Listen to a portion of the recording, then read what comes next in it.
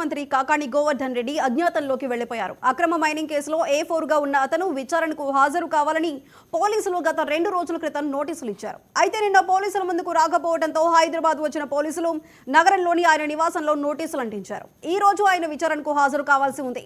ఆయన మాజీ మంత్రి ఇవాళ కూడా విచారణకు హాజరు కాలేదు.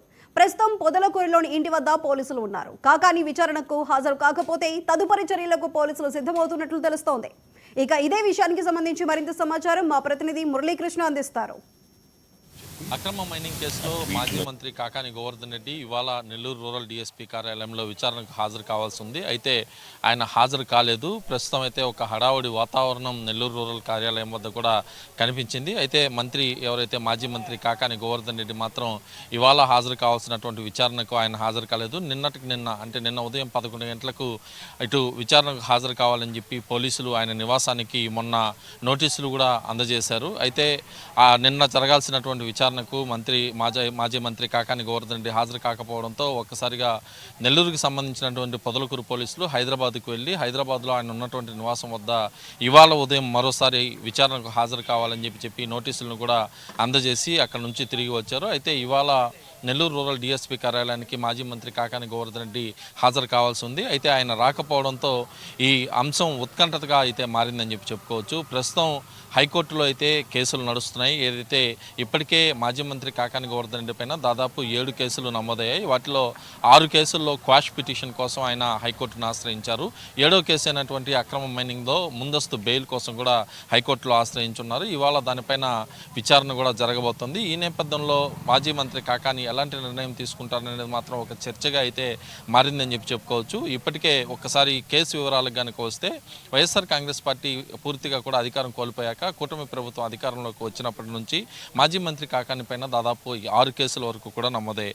గతంలో ఉన్నటువంటి కేసులతో పాటు మిగిలినటువంటి కేసులు కూడా వరుసగా నమోదైనటువంటి పరిస్థితులు కనిపించాయి. అయితే పోలీసుల పైన ఆరోపణలు చేయడం, అదేవిధంగా సోషల్ మీడియాలో ఆయన పోస్టులు పెట్టడం, ఇటువంటి అనేక అంశాలపైన కూడా కేసులు నమోదవడంతో వాటిపైన అన్నిటి కూడా క్వాష్ పిటిషన్ వేసి ఆ కేసులన్నీ కొట్టేయాలని కూడా ఆయన హైకోర్టును ఆశ్రయించారు. మరోవైపు పొదలకూరు మండలంలోని తాటిపత్రి అనే గ్రామంలో రుస్తుం మైన్స్ అని చెప్పి ఒక భారీ మైన్స్ కూడా ఉంది. ఇక్కడ నుంచి వైట్ క్వార్జ్ భారీ ఎత్తున కూడా రవాణా అయ్యేటటువంటి పరిస్థితి ఉంటుంది. నెల్లూరు జిల్లాలో దొరికేటటువంటి వైట్ క్వార్జ్కు దేశ విదేశాల్లో కూడా భారీ ఎత్తున డిమాండ్ ఉంది. దాదాపు 60 నుంచి ₹1,00,000 వరకు కూడా ఒక టన్ను విలువ కూడా కనిపించేటటువంటి పరిస్థితుల నేపథ్యంలో ఒక్కసారిగా ఈ అంశం పైన భారీ ఎత్తుగా కూడా చర్చ అయితే నడిచిందని చెప్పుకోవచ్చు. ఈ నేపథ్యంలోనే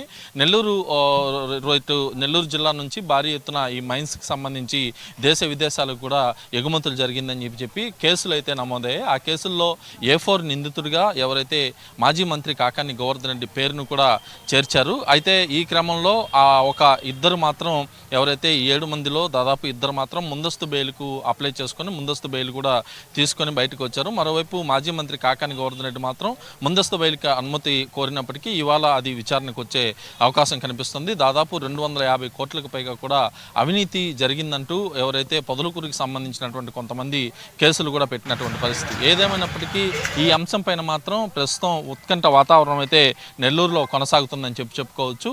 మాజీ మంత్రి కాకాని గోవర్ధన్ రెడ్డి ఇవాళ హైదరాబాద్లో జరిగేటటువంటి తన బంధువుల ఒక వివాహ వేడుకలో పాల్గొన్న అనంతరం రేపు రాత్రికి నెల్లూరుకి వస్తారు. ఆ తర్వాత పోలీసుల విచారణలో కూడా ఆయన హాజరయ్యే అవకాశం ఉందని చెప్పి ఆయన వర్గీయులు చెప్తున్నారు. ఏదేమైనప్పటికీ మాజీ మంత్రి కాకాని గోవర్ధన్ రెడ్డి కేసు మాత్రం రోజుకో మలుపు తిరుగుతోంది.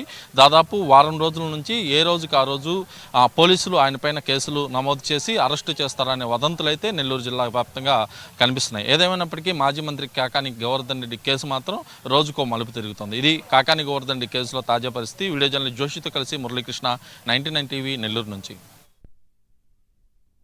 కేసులపై మాజీ మంత్రి కాకాని గోవర్ధన్ రెడ్డి స్పందించారు. తాను ప్రస్తుతం అందుబాటులో లేనన్న ఆయన రేపు రాత్రికి నెల్లూరు చేరుకుంటారని వెల్లడించారు. గురువారం విచారణకు అందుబాటులో ఉంటారని స్పష్టం చేశారు. కాగా కాకానికి పోలీసులు మరోసారి నోటీసులు ఇచ్చేందుకు సిద్ధమవుతున్నారు.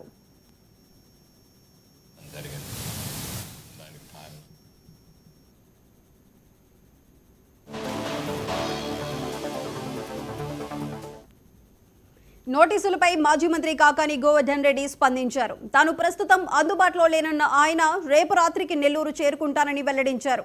గురువారం విచారణకు అందుబాటులో ఉంటారని స్పష్టం చేశారు. కాగా కాకానికి పోలీసులు మరోసారి నోటీసులు ఇచ్చేందుకు సిద్ధమవుతున్నారు.